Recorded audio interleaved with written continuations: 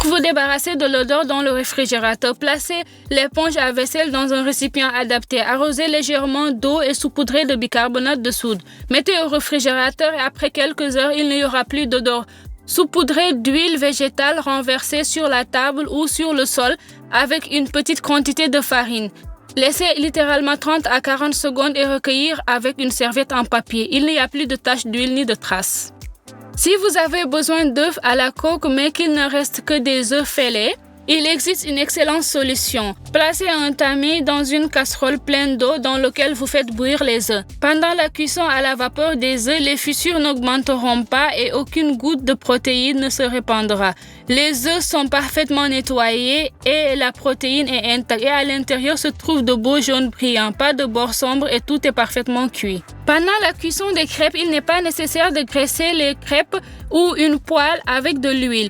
Et pour que les bords des crêpes ne se dessèchent pas, couvrez soigneusement le pile avec une serviette en même temps. Les crêpes chaudes resteront beaucoup plus longtemps. Je vais vous dire un excellent moyen de conserver à la fois le gingembre et l'ail, tout en ayant toujours sous la main un merveilleux assaisonnement aromatique qui convient à la préparation d'un grand nombre de plats.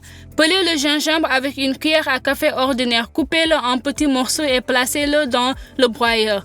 Mettez l'ail pelé, un peu de sel et l'huile végétale. Broyez le tout jusqu'à obtenir un état homogène et pâteux. Étalez la pâte gingembre-ail dans de petits pots et pour la conserver plus longtemps et mieux graissez le couvercle avec de la moutarde.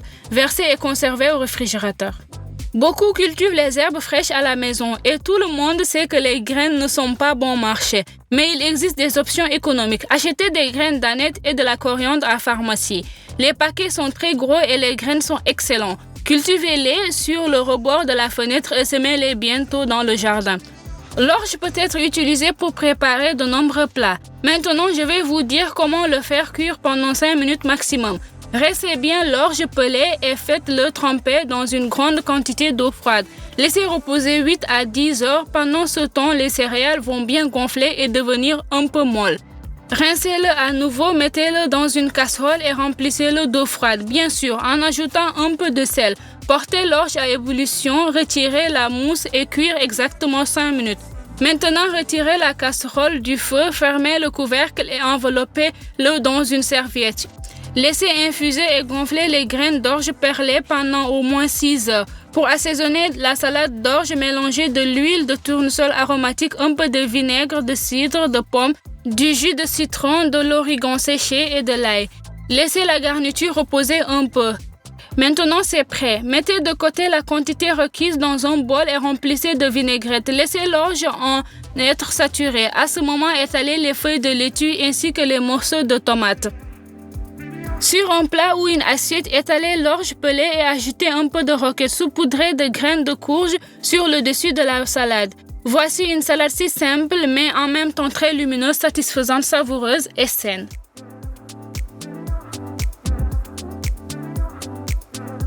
Transférez l'orge restant dans un sac qui se ferme facilement. Aplatissez et divisez en parties avec un couteau ou un bâton en bois.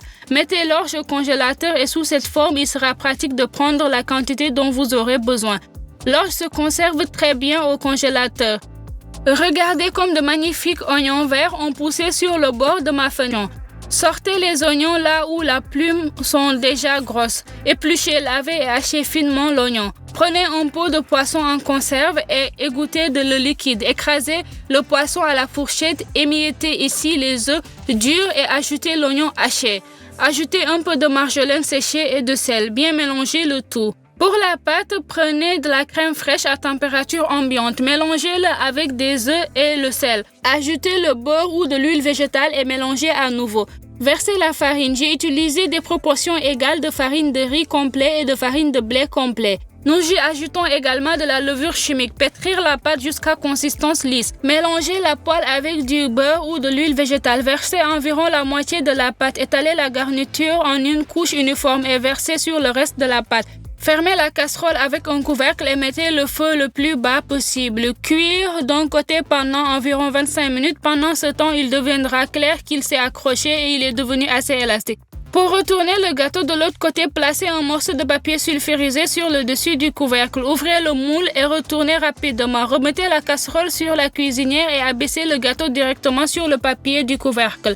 Sur le deuxième côté, il sera cuit exactement comme ça, sur du papier cuire encore 15 minutes. Vous pouvez séparer le gâteau du papier à l'aide d'un fil ordinaire. Passez-le entre le gâteau et le papier. Croisez-le, tirez-le vers vous. Tout se sépare bien. Pour couper facilement et joliment le gâteau chaud, il vous suffit de chauffer le couteau, couper un morceau et voyez comme il est beau. Le gâteau est complètement cuit, il est doux et tendre, bien que légèrement humide en raison de la garniture. C'est juste délicieux.